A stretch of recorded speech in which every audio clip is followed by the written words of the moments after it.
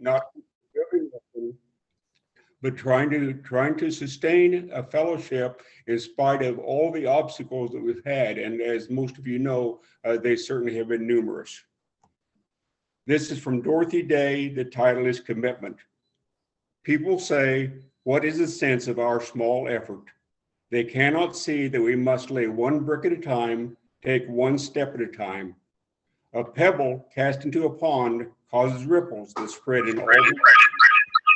Each one of our thoughts, words, and deeds is like that. Whoever that is, it's terrible. If you haven't muted yourself, please do so. No one has a right to sit down and feel hopeless. There is too much work to do. And I think that all of us would probably agree with there's too much work to do. And the other thing that I think most of us would agree with is some of us have to pick up and do at least some of that work if we are to continue. We'll now have time for announcements and joys and concerns. Thanks to Walt and Cathy, I have several of those. The first is, as noted earlier, we're celebrating Carolyn Ward's birthday this morning. Happy birthday, Carolyn. Happy birthday. And in a related note, Emily Russell, who was a long-term member of the fellowship and who is a long-term member of lots of things, she'll turn 90 on Wednesday. And to the extent that it's showing my age, I had lunch with Emily when Emily was in her 40s and I was in my 20s. So just a note in terms of how quickly time passes. Two other items of note. Susanna Emilio spent considerable time cataloging Bill Beachy's library and making sure that it was put together. And as some of you may remember, Bill, also a long-term member of the fellowship, Bill died 1 year ago this week. And finally, we're requesting meals, bringing food for Wendy Pullen. Wendy is Suzanne Roy's sister, and she is overwhelmed with not simply not Shannon, but also her husband's ill. So it's a difficult time for that family. To the extent you can support it, we would appreciate it. Are there other joys or concerns or announcements that people would like to make? Bob, yes. This is Raymond. Yes, Raymond. A few years ago, the local group of the Sierra Club had developed relationships with the Unitarians, with us, and were kind of co-sponsoring meetings. That has kind of broken down, but a group from the Sierra Club is sponsoring a Jorge Soberon, a KU distinguished professor, on Thursday evening at the library. He will give a presentation on conditions of biodiversity in Mexico. And we hope that any of you who have interest in the environment will come. And I hope that we can further in the future redevelop our relationship, us in that group and the fellowship, to stimulate the environmental concerns that we have. Thanks. Thank you, Raymond. Any other announcements or joys or concerns? Bob, I had one. Go ahead, Linda. Okay. Stan Wakefield died this past week. Some of you may remember that's Nancy Kirk's ex-husband, and for several years that they and their children came to fellowship as a family. Thank you, Linda. This is Jane, and I have a joy. I'm leaving tomorrow morning to see my sister in California, who I haven't seen for 2 years because of COVID, and so I'm looking forward to that. Yay. Okay, thank you, Jana. Any other announcements? I have a question. I have a question for Raymond. He said this program is going to be at the library, and I'm not sure which library that is. Our local library. Topeka. It's the Topeka Public Library. Yeah. Okay. For some reason, I had the drift that it was going to be in Lawrence. No, thank you.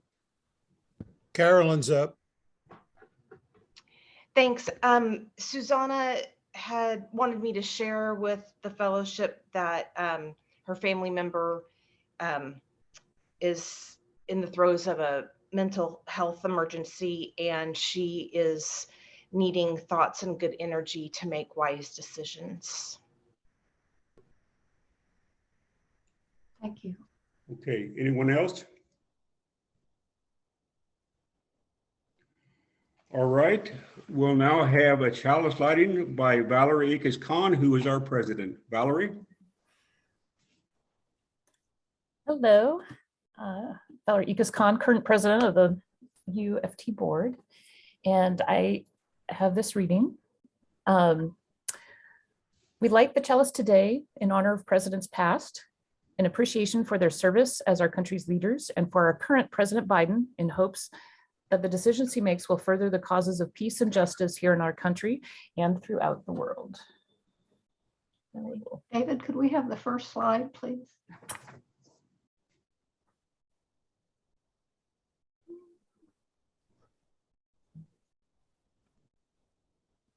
It's too bad you can't smell the candle. It's a nice smelling one.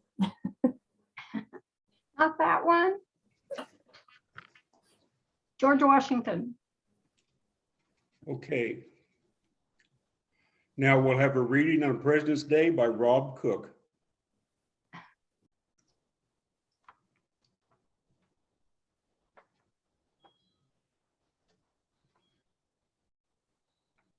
Rob, are you with us? Okay, sorry, I was muted.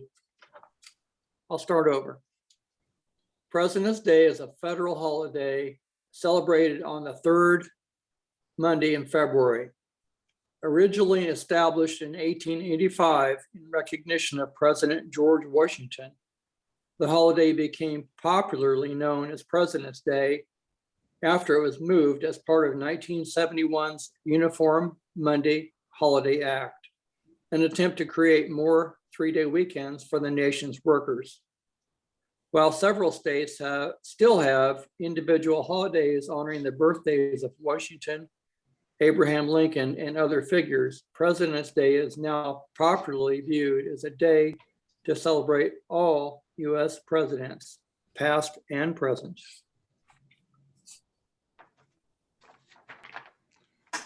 Okay. Now we'll have some music.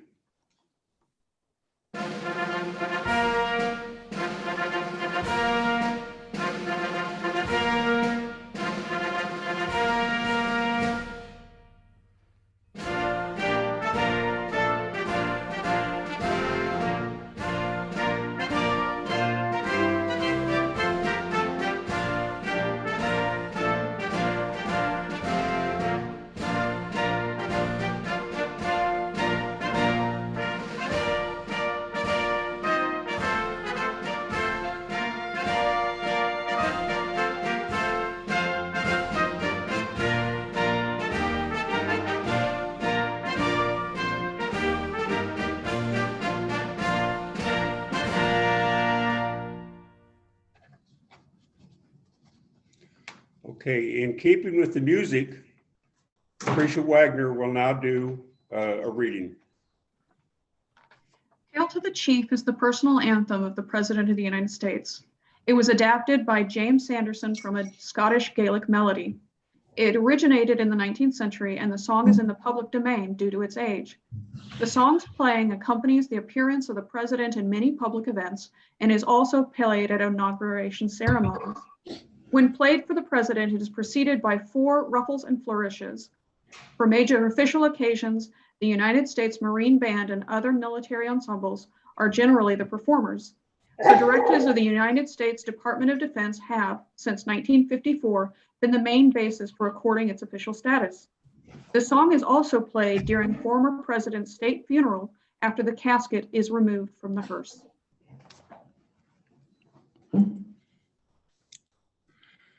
Today's presentation, Presidents Who Paint, is one of Cathy Callan's wonderful presentations. I'm looking forward to it.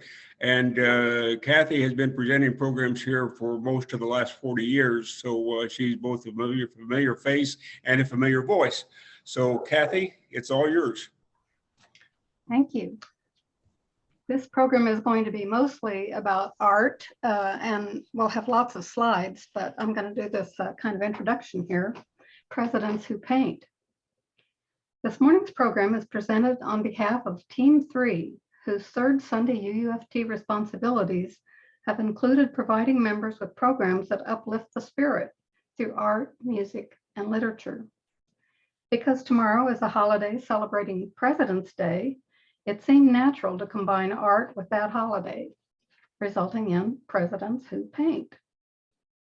An online article, 4 Presidents Who Painted for Fun and Profit by Roma Panganaban, posted on April 15th of 2013, helped me set the parameters.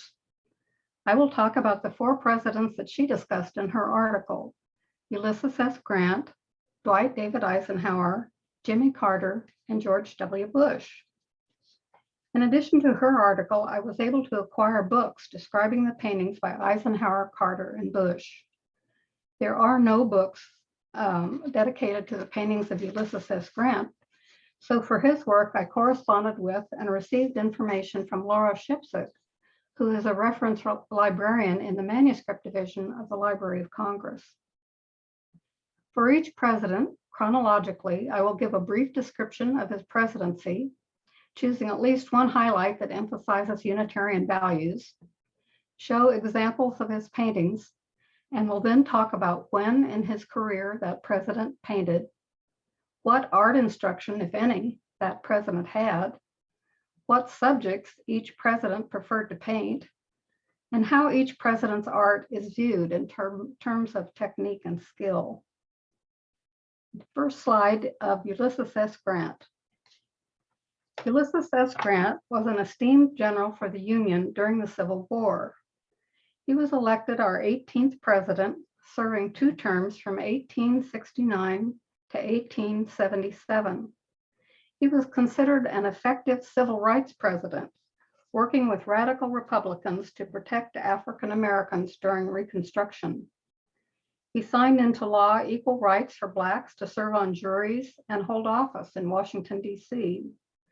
And in 1870, he signed into law the Naturalization Act that gave foreign Blacks citizenship. Grant advocated the ratification of the 15th Amendment that said states could not disenfranchise African Americans.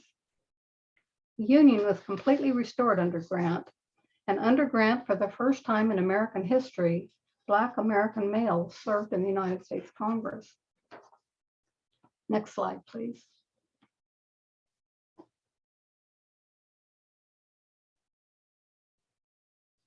Grant received his military training at West Point beginning at age 18 in 1840. At that time, military training included the formal study of drawing and painting. As there were no satellite images, drones, or GPS devices, officers such as Grant had to be able to sketch accurate maps of the surrounding landscape and to include notable features on these maps. During wartime, these drawings conveyed critical information about enemy force deployments and fortifications, so accurate drawings were critical. In the papers of Ulysses S. Grant, Volume 1, historian John Simon states that West Point drawing classes met weekday afternoons for 2 hours. This amount of time in a cadet's schedule proves that drawing competency was an important part of the curriculum, as well as to a cadet's future as an officer in the United States Army.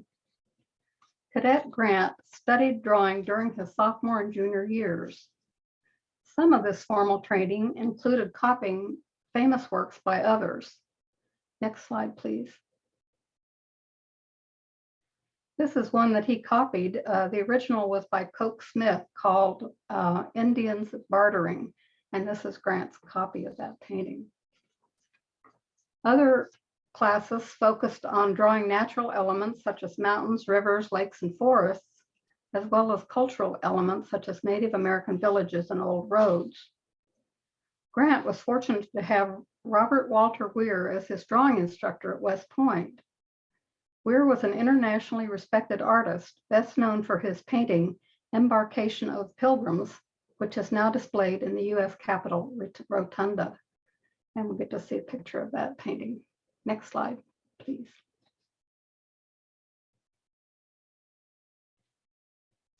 Cadet Ulysses S. Grant profited from Weir's teachings. All of Grant's surviving 9 paintings reflect talented artistic ability. Here are 3 examples. The first is a sketch of a horse feeding. And my contact at the Library of Congress says that they don't know if this was originally in color or watercolor. This is just a copy of that painting. The next one is a sketch of a small village with 2 church steeples.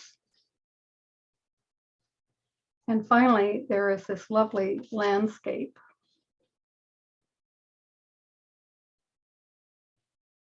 Of Grant's 9 surviving paintings, 3 are in the custody of the Manuscript Division of the Library of Congress, and the others are the responsibility of the National Park Service. None of Grant's work is known to be in a private collection. Despite his early interest in drawing and his exceptional skill, Grant does not mention his passion even once in later correspondence or in his personal memoirs. There is no evidence that he continued to paint once he left West Point. However, there are some doodles scattered in the margins of his memoir. Next slide, please.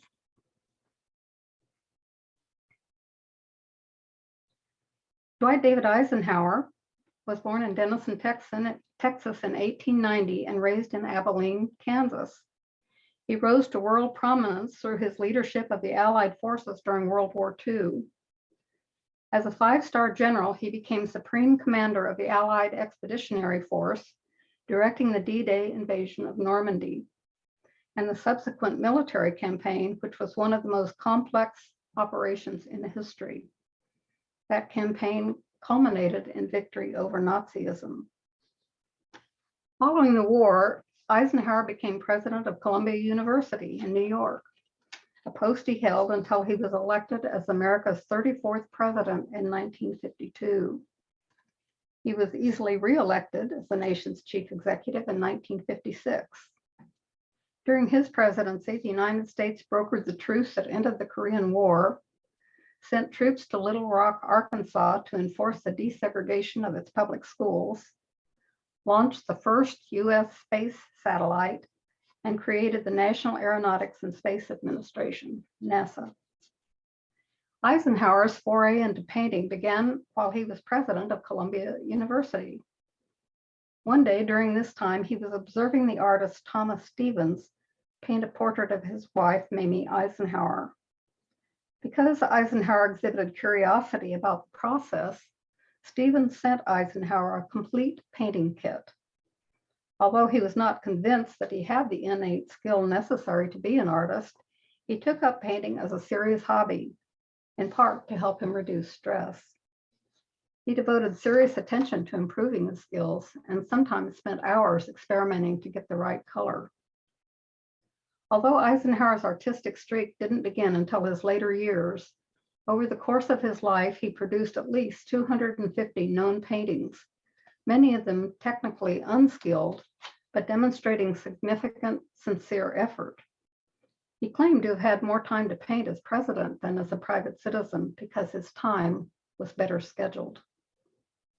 In his introduction to the book, The Eisenhower College Collection, publisher Edward Nash wrote, "Art historians say that an artist's choice of subject reveals his personal philosophy. The kinds of subjects he chooses to preserve on campus reveal the values he seeks in life. If that is so, these paintings tell us more about Eisenhower the man than any biography ever written. They reveal the gentleness of his spirit, the simplicity of his lifestyle, the sincerity of his purpose, and his search for a pure, clean way of life, as well as his deep and genuine concern for people." Dwight David Eisenhower in his paintings is revealed as a great artist, a lover of his land and his people. In 1967, Eisenhower traveled to New York to visit an exhibition of his paintings at the Huntington Hartford Museum. Richard Cohen, a reporter who spoke with him that day, was impressed with his charm, but was hesitant to praise the paintings themselves. When asked about the symbolism of one of his works, Eisenhower responded sharply, "Let's get something straight here, Cohen. They would have burned this," expletive deleted, "a long time ago if I weren't president of the United States." Eisenhower painted the portrait of George Washington that you saw already. He also painted Abraham Lincoln and portraits of family members and friends. However, he mostly painted more pastoral scenes like these. We'll have the first slide here. This is in a private collection. It's the Brown farmhouse and outbuilding. Next slide. This is called Byers Peak Ranch. And finally, this slide, painting that he did of Camp David. All of these paintings are in private collections now. Next slide, please.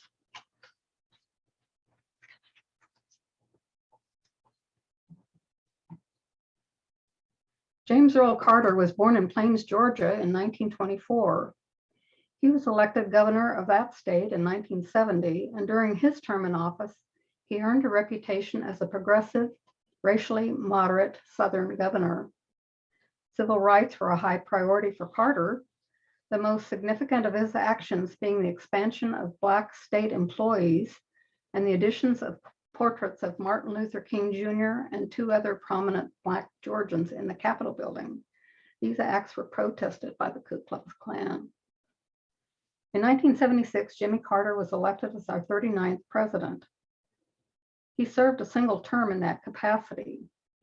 One of Carter's first acts was to declare unconditional amnesty for Vietnam War era draft evaders.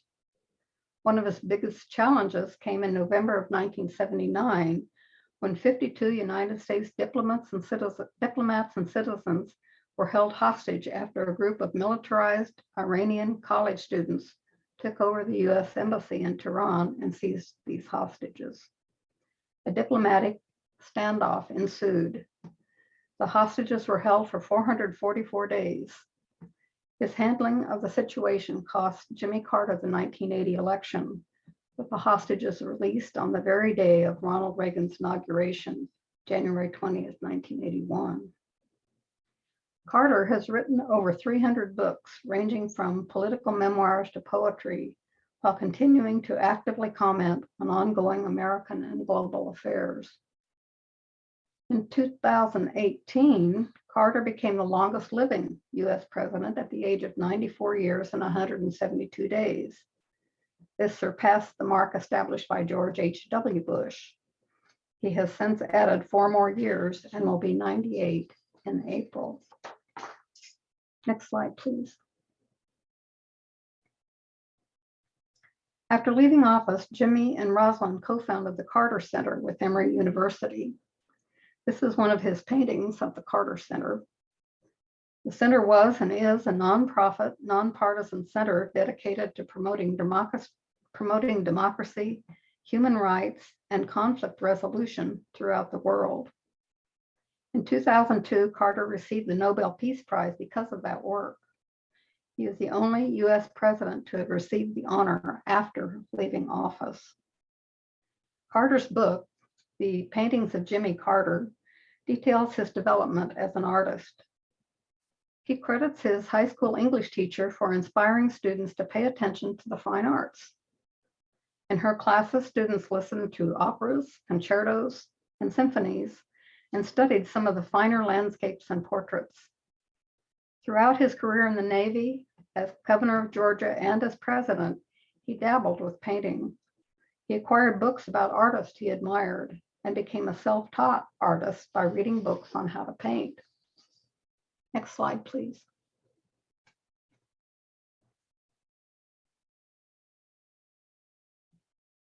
I don't know why there's a rectangle in the middle of these paintings, but oh well.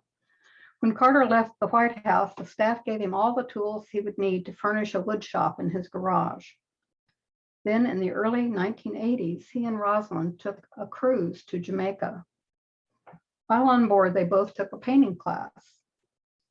The landscape paintings that they produced on that cruise were sold at a charity auction the last night at sea, and each one fetched $5,000. This inspired Carter to pay more attention to his painting. Since then, he has produced many paintings. Most of them are sold at auction to benefit the work of the Carter Center. Carter's artwork is a surprisingly popular draw for wealthy collectors. His paintings have also been used to decorate an annual Christmas card sent to donors. Carter enjoys painting his own surroundings, such as this office of his. He likes to paint scenes around his hometown, places that he encounters on trips, or from photographs of places he has been. This next slide is a painting from a scene in Uganda.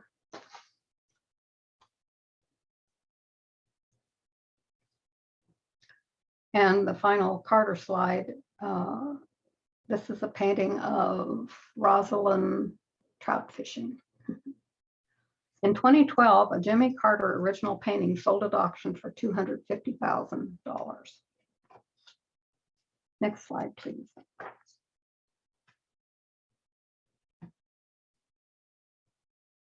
There he is, George W. Bush. George W. Bush was the governor of Texas from 1995 to 2000. As governor, he helped make Texas the leading producer of wind-powered electricity in the nation. He was elected as the 43rd president of the United States after a narrow and contested win that involved a Supreme Court decision to stop a vote recount in Florida. He became the 4th person to be elected president without a popular vote victory. The decisive event that helped shape his administration was a terrorist attack on September 11th, 2001, resulting in the creation of the Department of Homeland Security and the War on Terror. After finishing his second term, Bush returned to Texas, where his presidential library opened in 2013. He was among the most popular and unpopular presidents in U.S. history, having received the highest recorded approval ratings in the wake of the September 11 attacks, but one of the lowest ratings during the 2007-2008 financial crisis. Bush's presidency has been rated as below average, although public and scholarly favorability of his presidency have improved since he left office. Next slide, please.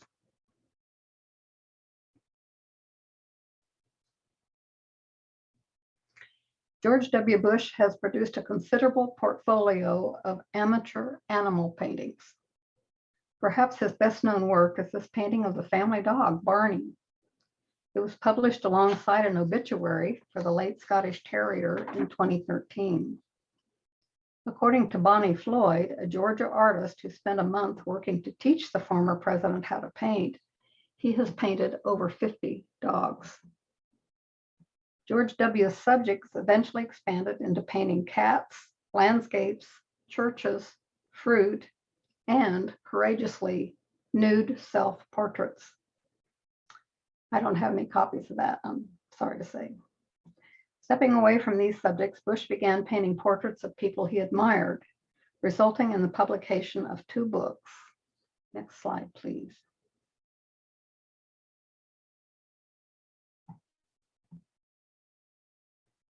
This book, Portraits of Courage, a Commander-in-Chief's tribute to America's warriors, was published in 2017.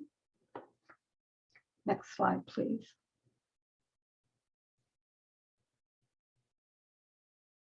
And this book, Out of Many, One, Portraits of America's Immigrants, published in 2021. And the last of his slides, please. Next slide.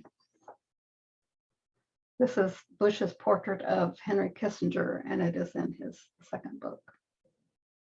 Appraisal of Bush's painting skills seemed to be as divisive as his presidency was. Bush's painting teacher thinks he has real potential and will go down in history as a great artist. In summary, if all he had had to do was paint, Ulysses S. Grant might have become a great artist. But then there was a civil war and a presidency. If all he had had to do was paint, Dwight David Eisenhower might have become a great artist, but then there was World War II and a presidency.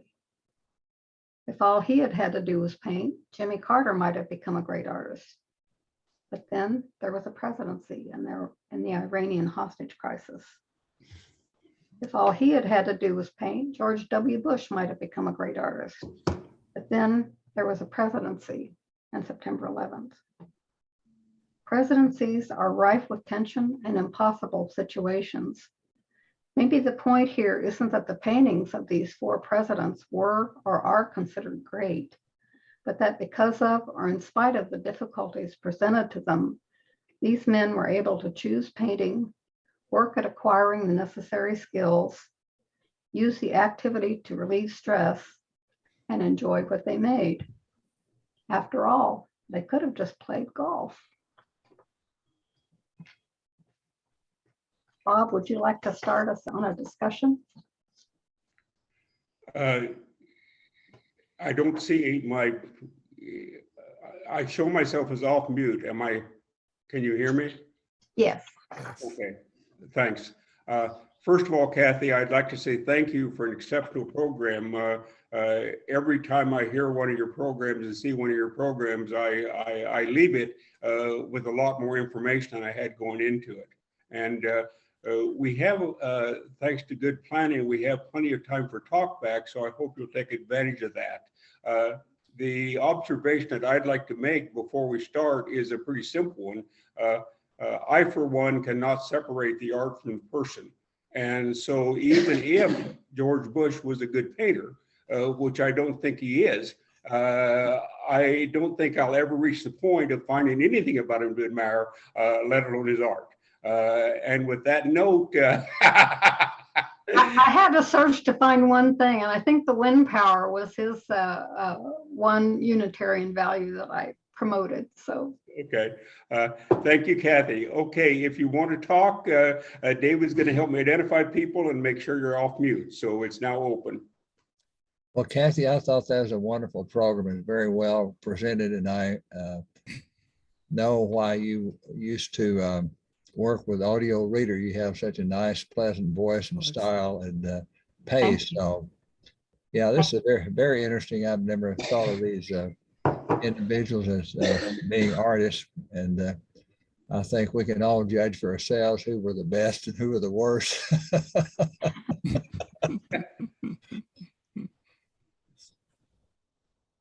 That's Cathy, all. Carolyn, and I like the program also, but I gotta say, I'm totally disappointed. I would have loved to see a nude George W. Bush. Okay, they're not available. I can't find one. I would, that was wonderful, Cathy, and I really appreciated the addition of UU values in there. But I do have to say, I think all of them are better than Hitler.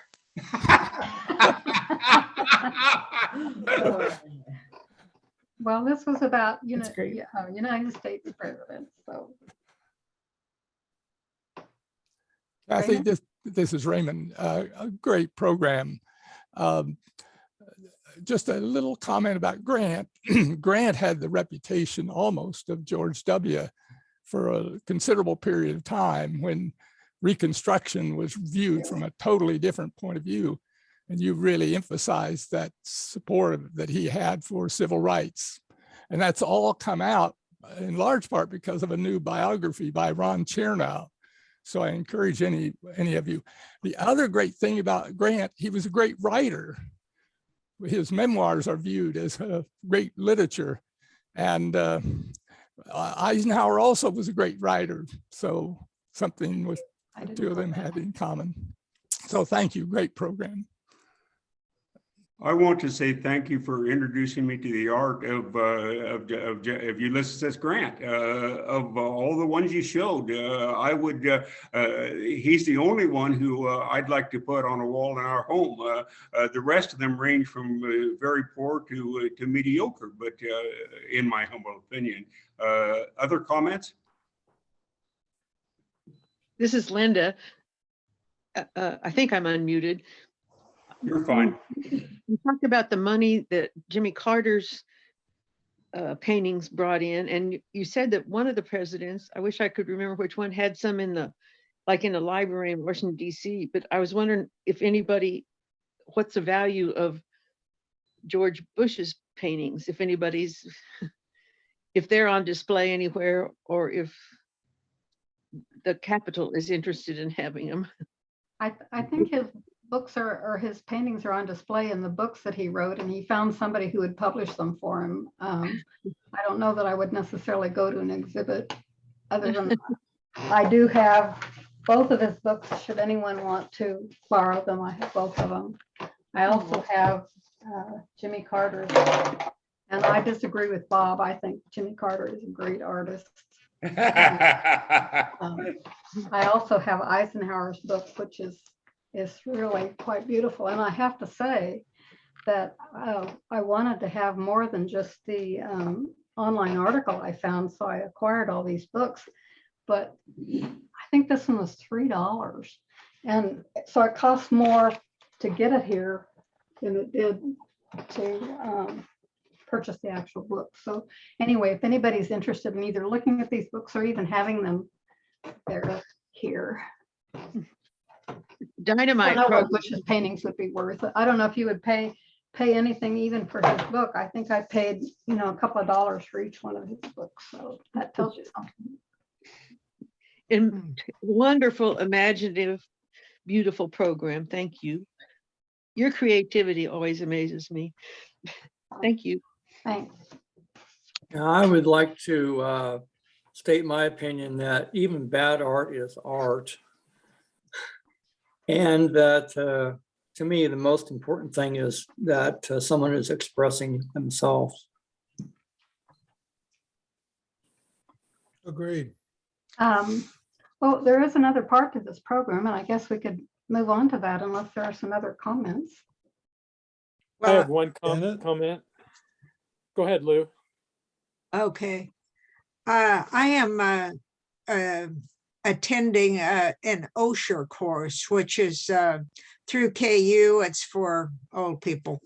And it's on presidential libraries. And the woman who's teaching it has been to all the presidential libraries. And she really raved about Bush's paintings of immigrants, which really intrigued me. And of course, I pictured him going to the border and painting people, paddling in the Rio Grande, but apparently that's not what he did. Anyway, thank you for this program. I really appreciate the way you did it and the fact that you pointed out the Unitarian values of each of these presidents. And Dennis? Grant, yeah. Okay, anyone else want to have a final comment before Cathy continues? Dennis Bosley, never give up on anyone. Okay. Okay, well, in closing, not only do we have 4 past United States presidents who painted, we have at least 4 past UUFT presidents who have either painted or do paint, and some of them have participated in today's program. They are presented here for your viewing pleasure and with my thanks for their presentation. This one is by Trisha Wagner, and Trisha, I wondered if you would like to say something about when you painted this and what its significance is to you. I finished this one in December of last year.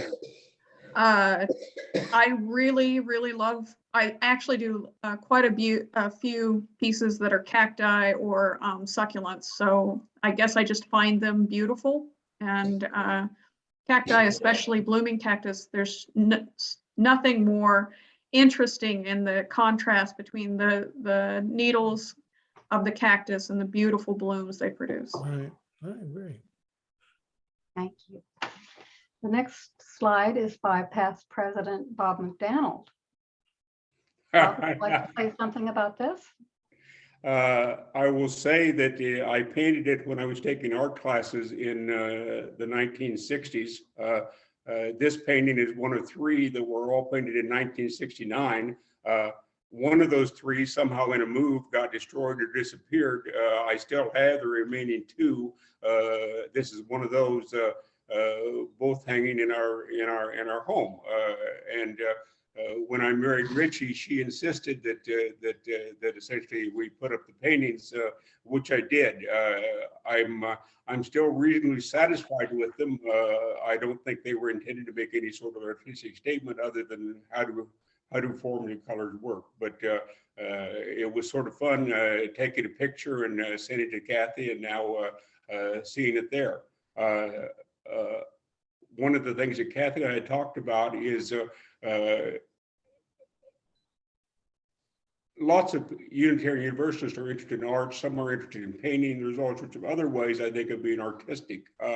And one of the questions I had after my comments about the presidents who she chose, what statements do our art, the four people you're seeing, make about us as people? How do they reflect on us? But Cathy, thanks again. You're welcome. Our next past president is Rob Cook.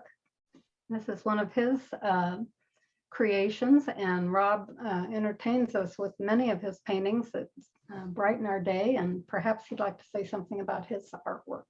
Rob? Yeah, I painted this. I'm not sure what I used, some kind of watercolor perhaps, during a design class I took at Washburn. Offered free to senior citizens, I suppose, without any kind of credit for the class. We were asked by the instructor to paint several things that we found outside the building as design elements. And to incorporate them and create new objects out of the existing ones, and add paint. So there's a lot of architectural elements in this. The main one to the left is at the base of a light pole. And it was difficult to search for elements that might be of interest, but I found the light pole that had some interest for me. And so there's variations of that pole in the art. I consider it, at the time, it was a really important exploration of what was going on inside me. And I see a lot of joy in this. And freedom of expression. I find myself over the years, I've done a lot of graphical art that to me depicts a lot of chaos, a lot of internal chaos that I seem to have. Thank you. Okay, next slide, please. Okay, this is the final past presidents slide that we have, and this is one of the paintings that I did when I was in high school in 1963. And I titled it The Autobiography of Catherine Neff, which was my name at the time. And it's one of the few things that I've saved over the years. And then we'll have one final painting. Last slide. This is also a painting that I made, and I call it Hallelujah, This Program is a Wrap. Thank you all for coming. Okay, I'd like to tell everyone that next week's program is on the fifth principle. David and Bobby are doing that. I think it's the fifth or sixth program in their series on the principles. So we will be doing that on Zoom a week from today. Thank everyone for their participation. And once again, thank Cathy for a great program. Have a good week, people. Yeah. Thank you. Everybody. Thank you. Bye-bye. Thanks. Thank you. Thanks, Cathy.